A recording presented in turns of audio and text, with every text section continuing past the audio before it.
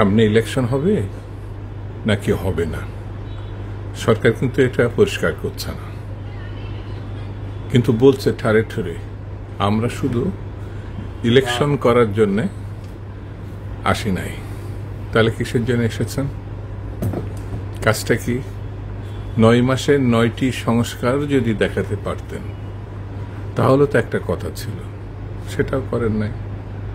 আবার অভিযোগ হচ্ছে তার বিরুদ্ধে নাকি ষড়যন্ত্র হচ্ছে, দেশি এবং বিদেশি। কি ষড়যন্ত্র সেটাও পরিষ্কার না। কোনো রাজনৈতিক দল এখনো পর্যন্ত এই সরকারের পদত্যাগ দাবি করেছে এটা কিন্তু আমার জানা নাই। আপনি জানেন কিনা জানি না, কোনো প্রচার মাধ্যমে বলা নাই। তাহলে নির্বাচন চাওয়া কি অপরাধ? আপনি গণতন্ত্র ফেরবেন কিভাবে? কিন্তু গণতন্ত্রে উত্তরণের জন্য